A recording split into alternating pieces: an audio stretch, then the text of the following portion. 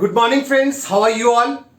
आज के इस प्रेजेंट वीडियो में जो मैं टॉपिक आप लोगों के साथ डिस्कस करने जा रहा हूं, ये टॉपिक है problem of excess demand and deficit demand. +2 macro economics का एग्रीगेट डिमांड का जो हमारा यूनिट है, उसका ये थर्ड चैप्टर है।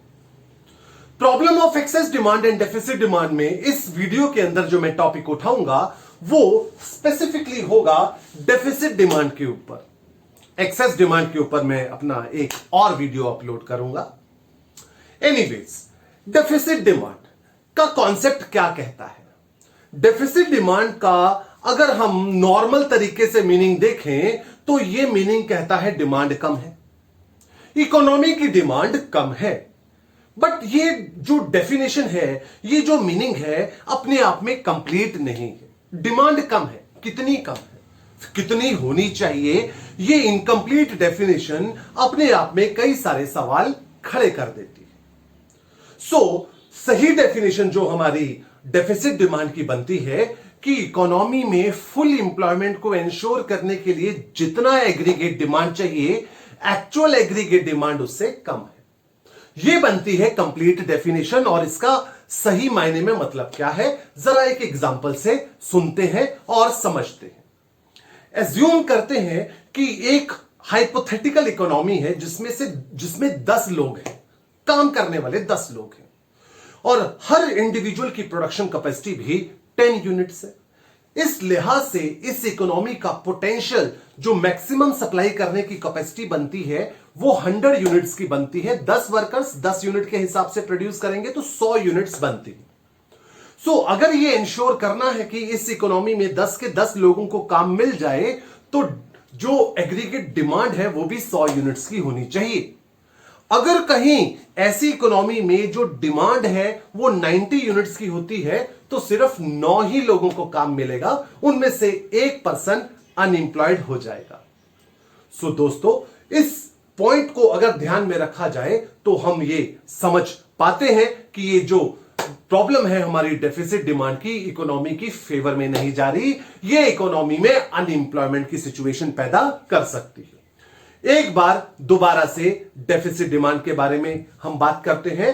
Problem of deficit demand shows the level of aggregate demand in an economy is less than the required level of aggregate demand in the economy. और ये रिक्वायर्ड लेवल है फुल एम्प्लॉयमेंट को maintain करने के लिए। अब इसको हम एक डायग्राम से समझेंगे। मैंने अपने पिछले वीडियोस के अंदर जो एग्रीगेट डिमांड एग्रीगेट सप्लाई से रिलेटेड है उसमें ये आप लोगों को समझाया था कि एग्रीगेट सप्लाई कर्व ओरिजिन से स्टार्ट होता है, 45 डिग्री एंगल बनाते हुए जाता है, स्ट्रेट लाइन अपवर्ड स्लोपिंग। यह है हमारा एग्रीगेट सप्लाई कर्व, जिसे इनकम कर्व भी बोला जाता है, क्योंकि income is equal to aggregate supply. जितने की मैं एग्री प्रोड्यूसर होने के नाते जितने की सप्लाई करूंगा उतने की ही इनकम जनरेट होती है। अब इकोनॉमी के अंदर जो रिक्वायर्ड एडी है, हम एज्यूम कर रहे हैं कि ये रिक्वायर्ड एडी है। एडी ओरिजिन के ऊपर से स्टार्ट होता है, autonomous consumption and autonomous investment की वजह से। एडीएएस अप्रोच की माने तो जहां पे एडी एएस को काटता है वो इकोनॉमी में इक्विलिब्रियम होता है। इकोनॉमी में रिक्वायर्ड इक्विलिब्रियम ये है, और हम एज्यूम कर रहे हैं on number of workers economy में अवेलेबल है। अगर हम चाहते हैं इन सभी अवेलेबल वर्कर्स को काम मिल जाए तो एडी की जो शेप है वो ऐसी होनी चाहिए कि required AD full employment equilibrium पे एएस को काटे। बट डेफिसिट डिमांड की कंडीशन में ये जो एडी है वो रिक्वायर्ड से नीचे होगा। जो एक्चुअल एडी है वो रिक्वायर्ड एडी से नीचे है, और ये एएस को इस पॉइंट पे इंटरसेक्ट कर रहा है E1 पे। इकोनॉमी में हमें इतने वर्कर्स को काम देना था, ON वर्कर्स को काम देना था, बट ON1 वर्कर्स को काम मिलेगा। So this much proportion NN1, this much proportion will remain unemployed. ये अनएम्प्लॉयड वर्कर्स रहेंगे इकोनॉमी के। अब जरा देखते हैं ये जो गैप है E और A, यही है हमारा deficit demand. Deficit demand required aggregate demand to maintain full employment and actual aggregate demand in the economy, इन दोनों के डिफरेंस को ही हम डेफिसिट डिमांड बोलते हैं। और ये डेफिसिट डिमांड इकोनॉमी में डिफ्लेशनरी गैप पैदा करेगा, अनएम्प्लॉयमेंट की सिचुएशन को जनरेट करेगा। ये प्रॉब्लम इकोनॉमी के लिए बिल्कुल हेल्दी नहीं है। हम अगले कॉन्सेप्ट की तरफ चलते हैं। हमारा ये कॉन्सेप्ट है full employment and under employment equilibrium. यहां पे सिर्फ एक एक नंबर की दो डेफिनेशन है। डायग्राम हमने पिछले वाला ही यहां पे यूज करना है। पिछले वाला डायग्राम जो हमारा डेफिसिट डिमांड का था उसी को उठाया हमने।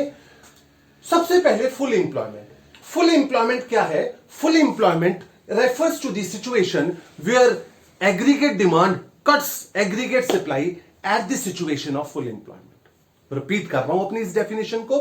Full employment equilibrium refers to the situation where aggregate demand cuts aggregate supply at full employment equilibrium. Where underemployment equilibrium, जिसे less than full employment equilibrium भी बोला जाता है, it refers to the situation where AD is equal to AS before reaching the level of full employment. Repeat कर रहा हूं, full employment equilibrium का मतलब AD is equal to AS at full employment situation. Under employment equilibrium and less than full employment equilibrium का मतलब AD is equal to AS before reaching the level of full employment. अब हमारे लिए जानना जरूरी है, ये जो डेफिसिट डिमांड की प्रॉब्लम है हमारे लिए क्रिटिकल प्रॉब्लम है, तो इस प्रॉब्लम के क्या कारण है। आप देखिए, एग्रीगेट डिमांड ओपन इकोनॉमी में एग्रीगेट डिमांड के जो कंपोनेंट्स होते हैं, private final consumption expenditure, government final consumption expenditure, investment, net exports, export minus import, ये कंपोनेंट है। और यही कंपोनेंट रीजंस बन जाते हैं डेफिसिट डिमांड का। किस तरीके से? सबसे पहले कंपोनेंट हम ये देखते हैं, decrease in private final consumption expenditure. आप लोग, मैं, हम सभी हाउस होल्ड का पार्ट है। अगर हम लोग खर्चे कम करेंगे, अगर हम लोगों के खर्चे कम होंगे तो कंट्री का एग्रीगेट डिमांड गिर जाता है। Second, government final consumption expenditure. Government final consumption expenditure and aggregate demand का भी पॉजिटिव रिलेशन है। अगर गवर्नमेंट खर्चे कम करती है तो गवर्नमेंट के खर्चे कम करने से भी इकोनॉमी का एग्रीगेट डिमांड डाउन होता है। हमारा थर्ड कंपोनेंट है डिक्रीज इन इन्वेस्टमेंट एक्सपेंडिचर। अगर प्राइवेट इन्वेस्टमेंट, गवर्नमेंट इन्वेस्टमेंट ये डिक्रीज होगा तब भी एडी गिरता है। रीजन बीइंग, क्योंकि इन्वेस्टमेंट भी डिमांड ही होती है। जब मैं कोई कैपिटल एसेट परचेज करता हूं तो ये मेरी इन्वेस्टमेंट होती है, लेकिन एक कंपनी की डिमांड हो जाती है। तो इन्वेस्टमेंट चाहे गवर्नमेंट करे चाहे प्राइवेट प्रोड्यूसर करे, अगर इन्वेस्टमेंट रिड्यूस होगी तब भी कंट्री का एडी रिड्यूस होगा। Fourth component, decrease in exports. अगर फॉरेनर्स हमारा प्रोडक्ट नहीं खरीदते, फॉरेनर्स हमारे प्रोडक्ट की डिमांड कम कर देते हैं, एक्सपोर्ट्स गिर जाते हैं, और एक्सपोर्ट्स गिरने से हमारा डोमेस्टिक एडी रिड्यूस हो जाएगा। नेक्स्ट है हमारे पास इंक्रीज इन इंपोर्ट्स। अगर हमारे लोग बाहर का सामान ज्यादा खरीदेंगे, इंपोर्ट्स बढ़ने से demand for domestic products reduce हो जाएगा, क्योंकि अगर हम बाहर से सामान खरीद रहे हैं, इंटरनल प्रोडक्ट्स की डिमांड गिर जाती है, इस वजह से भी एडी रिड्यूस होता है। सो एडी के रिड्यूस होने के 5 कारण हैं। प्राइवेट फाइनल कंजम्पशन एक्सपेंडिचर का रिड्यूस होना, गवर्नमेंट फाइनल कंजम्पशन एक्सपेंडिचर का रिड्यूस होना, investment expenditure both by private and government sector, इसका रिड्यूस होना, एक्सपोर्ट्स का रिड्यूस होना, और 5वां इंपोर्ट्स का राइज होना। सो दोस्तों, हम अपने अगले कॉन्सेप्ट पे चलते हैं, जो कि है कॉन्सिक्वेंस ऑफ डेफिसिट डिमांड। अगर इकोनॉमी में डेफिसिट डिमांड की सिचुएशन है तो इसका हमारी इकोनॉमी के ऊपर क्या इंपैक्ट पड़ेगा? बिल्कुल भी हेल्दी इंपैक्ट नहीं पड़ने वाला। एडी अगर हमारी इकोनॉमी का रिड्यूस होगा तो हमारा जीडीपी गिरना स्टार्ट हो जाएगा। बड़े एक छोटे से एग्जांपल से समझते हैं। मान लीजिए इकोनॉमी में total aggregate supply 100 crore rupees की है। 100 करोड़ की एग्रीगेट सप्लाई है और एग्रीगेट डिमांड सिर्फ 80 करोड़ की। तो इसका मतलब यह होगा 20 करोड़ का जो गुड्स है इसका स्टॉक प्रोड्यूसर के पास बच गया है, अनसोल्ड स्टॉक है ये। अब प्रोड्यूसर क्योंकि इस बात को जान गया है कि जब वो 100 करोड़ रुपए का सामान मार्केट में लेके आया था तो सारा नहीं बिका, 80 करोड़ का बिका, तो वो जान गया कि मार्केट में डिमांड 80 करोड़ की है, अगली बार वो 80 करोड़ का सामान ही मार्केट में उतारेगा और उसके लिए प्रोड्यूस करेगा सिर्फ 60 करोड़। 20 तो बचा हुआ था, एडिशनल 60 प्रोड्यूस करके 80 कर देगा, मार्केट में उतार देगा। लेकिन इस चक्कर में वो लेबर भी कम लगाएगा। जो 100 करोड़ को प्रोड्यूस करने के लिए लेबर लगाई थी, 60 करोड़ को प्रोड्यूस करने के लिए लेबर कम लगाएगा।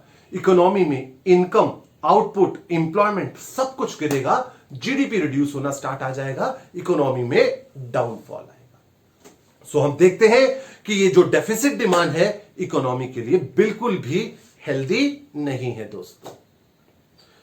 हम अपने नेक्स्ट कॉन्सेप्ट की तरफ मूव करते हैं, डिफ्लेशनरी गैप। डिफ्लेशनरी गैप तकरीबन डेफिसिट डिमांड की तरह ही है, फर्क सिर्फ इतना है कि डेफिसिट डिमांड कॉज था, डिफ्लेशनरी गैप उसका इफेक्ट है। Deficit demand gives rise to deflationary gap. Deflationary gap deficit demand का डायग्राम भी मोर और लेस सिमिलर होगा। जितना इकोनॉमी में डेफिसिट डिमांड होगा उतना ही डाउनफॉल इकोनॉमी के अंदर आएगा। डायग्राम के जरिए समझते हैं। एग्रीगेट सप्लाई कर्व जैसा कि 45 डिग्री एंगल बनाता हुआ हमने पहले देखा। ओरिजिन के ऊपर से स्टार्ट होता हुआ हमारा एग्रीगेट डिमांड कर्व, जो कि रिक्वायर्ड है फुल एम्प्लॉयमेंट को मेंटेन करने के लिए। लेकिन डेफिसिट डिमांड के केस में एक्चुअल एग्रीगेट डिमांड इससे नीचे है और यहां पे इतने ON1 वर्कर्स को काम मिल रहा है, इतने लोग अनएम्प्लॉयड। ये हमने पीछे डेफिसिट डिमांड देखा था, अब की बार ये हमारे पास डिफ्लेशनरी गैप, इतना इकोनॉमी में डाउनफॉल आएगा। सो ये दोस्तों हमारा रहा कॉन्सेप्ट डिफ्लेशनरी गैप का, इससे ज्यादा और कुछ नहीं है। यहां पे आगे बढ़ते हैं हम। हमारे पास है measures to correct deficit demand. हमने देखा कि ये जो डेफिसिट डिमांड की सिचुएशन है इकोनॉमी के लिए बिल्कुल भी हेल्दी नहीं, तो एक बात तो तय हो जाती है, गवर्नमेंट को इस सिचुएशन को कंट्रोल करना होगा, चेक करना होगा, करेक्ट करना होगा। गवर्नमेंट इसके लिए दो तरह के मेजर्स अपनाती है, एक है फिस्कल मेजर्स, एक है monetary measures. Fiscal measures government की इनकम और एक्सपेंडिचर से रिलेटेड है और monetary measures supply of money से रिलेटेड है। बड़े बहुत आसान से ये हमारे पास मेजर्स है और जितने आसान हैं उतने ही इंपॉर्टेंट भी हैं। 3 से लेकर 4 नंबर तक का क्वेश्चन हम यहां पे एक्सपेक्ट कर सकते हैं। सबसे पहले देखते हैं कि क्या है फिस्कल मेजर्स। बहुत ही इजी। इकोनॉमी में एग्रीगेट डिमांड की सिचुएशन कम चल रही है तो गवर्नमेंट को टैक्स रेट को रिड्यूस कर देना चाहिए।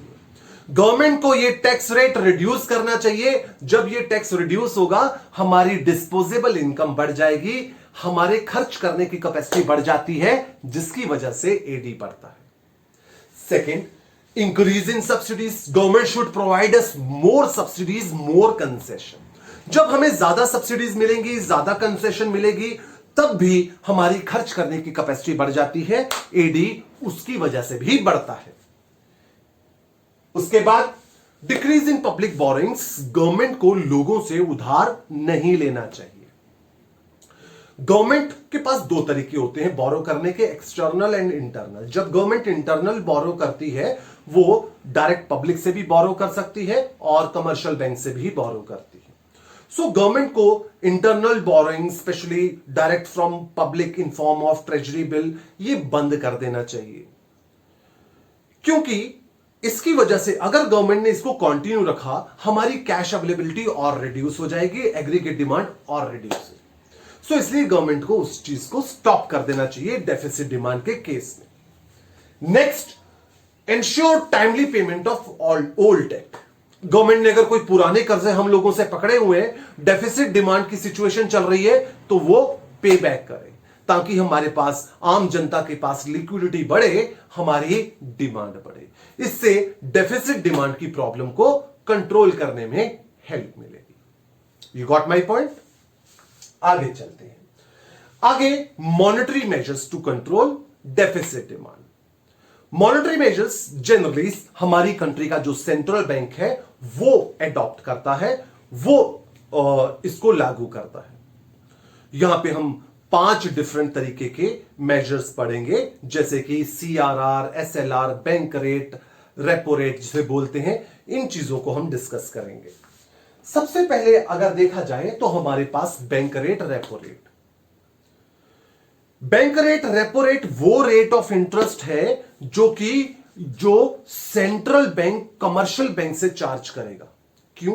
क्योंकि कमर्शियल बैंक सेंट्रल बैंक से लोन लेता है। जब कमर्शियल बैंक सेंट्रल बैंक से लोन लेता है तो सेंट्रल बैंक उससे रेट ऑफ इंटरेस्ट चार्ज करता है। इसे बैंक रेट और रेपो रेट बोलते हैं। अब कमर्शियल बैंक्स आम जनता को लोन देते हैं और आम जनता कमर्शियल बैंक को इंटरेस्ट पे करती है और इसको बोलते हैं मार्केट रेट। मार्केट रेट और बैंक रेट में पॉजिटिव कनेक्शन है। जब बैंक रेट बढ़ेगा मार्केट रेट बढ़ेगा। मतलब जब कमर्शियल बैंक को महंगा लोन मिलेगा सेंट्रल बैंक से, कमर्शियल बैंक हमें महंगा लोन देगा। जब कमर्शियल बैंक को सस्ता लोन मिलेगा तो कमर्शियल बैंक आगे हमें सस्ता लोन दे देगा। तो देखते हैं कि यह मेजर किस तरीके से काम करेगा। इकोनॉमी में डेफिसिट डिमांड की सिचुएशन है और सेंट्रल बैंक गवर्नमेंट ये चाहती है कि जनता की डिमांड बढ़ जाए, तो सेंट्रल बैंक कमर्शियल बैंक्स को लोन सस्ते देना स्टार्ट कर देगा और कमर्शियल बैंक्स आम जनता को सस्ते लोन देंगे। जब हमें लोन सस्ते मिलेंगे हम ज्यादा लोन लेंगे, कैश अवेलेबिलिटी बढ़ेगी। कैश अवेलेबिलिटी बढ़ने से जो डेफिसिट डिमांड की प्रॉब्लम है उसको कंट्रोल करने में हेल्प मिलेगी। हमारा next monetary measures open market operation. Open market operation कहता है buying and selling of securities by the government. Central bank buying and selling of securities, government securities को बाय करना है, सेल करना है। अब जब डेफिसिट डिमांड की सिचुएशन है तो ये बाय करें या सेल? बड़ा ध्यान से सुनिएगा। मार्केट में लोगों की डिमांड कम है क्योंकि कैश कम है और हम चाहते हैं लोगों के पास कैश बढ़े। ऐसे केस में जो सेंट्रल बैंक है वो अपने पास जो सिक्योरिटीज है उसको लोगों से खरीदना स्टार्ट कर देगा, अपने सिक्योरिटीज के स्टॉक को बढ़ाना स्टार्ट कर देगा। लोगों को जो उसने पहले सिक्योरिटीज बेची होंगी वो परचेज करना स्टार्ट कर देगा, बाय करना स्टार्ट कर देगा। जब लोगों से बाय करेगा तो लोगों के पास जाएगा कैश।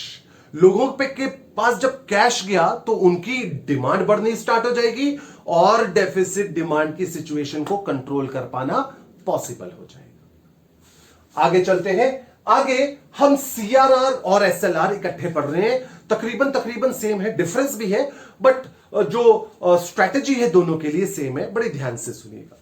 जब कोई आम इंसान बैंक में अपना पैसा डिपॉजिट करता है, इसे बैंकिंग टर्मिनोलॉजी में प्राइमरी डिपॉजिट बोला गया।